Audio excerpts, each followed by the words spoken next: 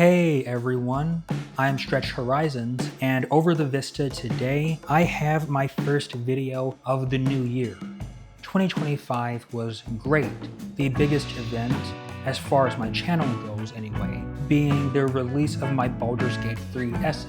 That was the main thing I did for the channel last year, along with some short form content. But this year, I really want to bring both the quantity and the quality to this channel.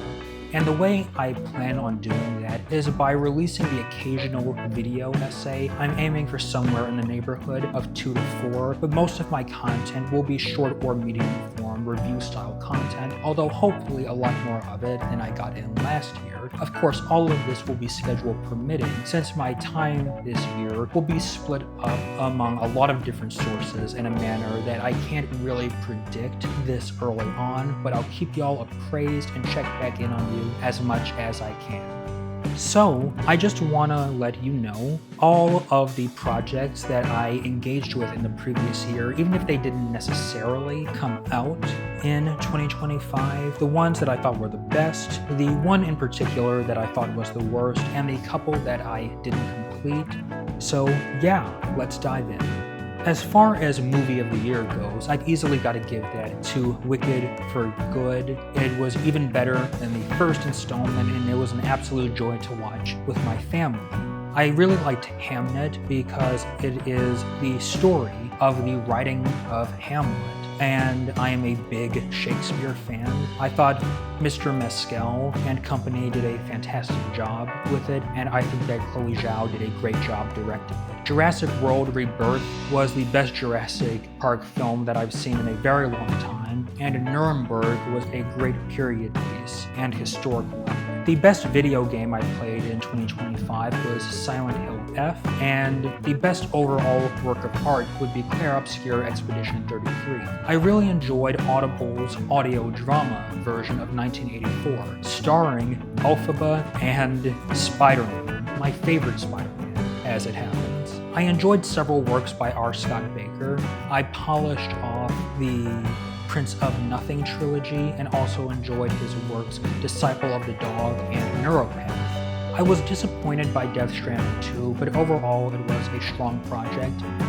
I can see myself returning to it at some point down the road, even though I'm not necessarily in an overwhelming rush. I really am so happy for Chris Stuckman for releasing Shelby Oaks, a great movie, and I know that it means a lot to him to get this done, and as a longtime fan, I can just say I'm proud of you, Chris, and you did a great job. The Diplomat was a great show that gave me a lot of Madam Secretary vibes while also distinguishing itself in many important ways from Madam Secretary. If I had more time, I would talk about it in greater depth, just to say that it's a fantastic political drama, and even though I didn't like the third season all that much, I cannot wait for season 4. The last of my best list, I have to shout out Sons of Valor. It is a fantastic piece of military fiction. I wrapped up the first book roughly a month ago, and I'm currently working my way through the second book, and I'll just let you know about that franchise because it's one to pay a lot of attention to.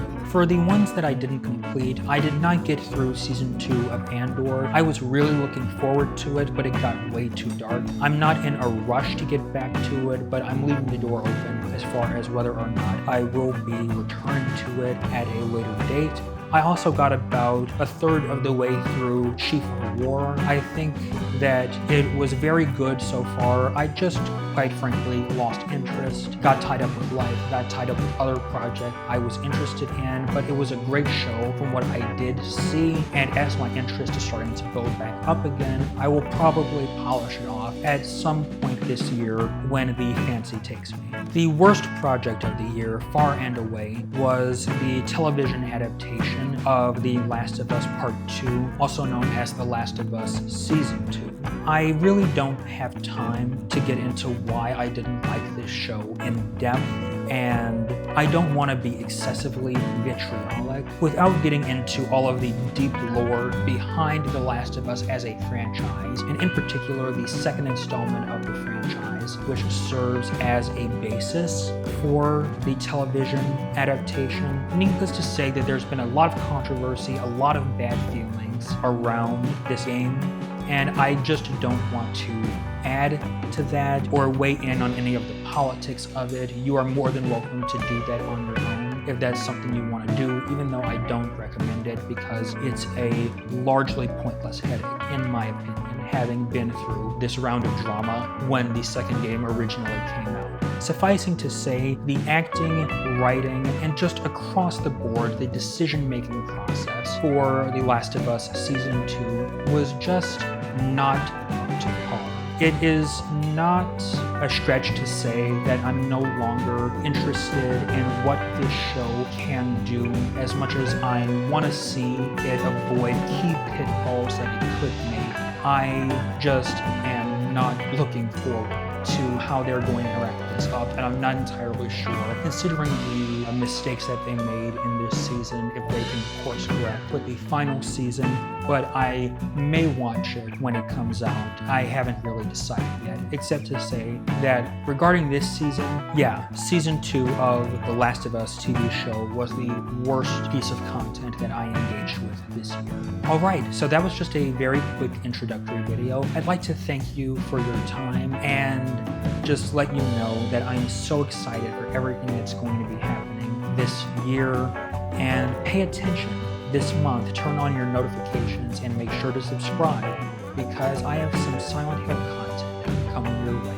Alright, cheers.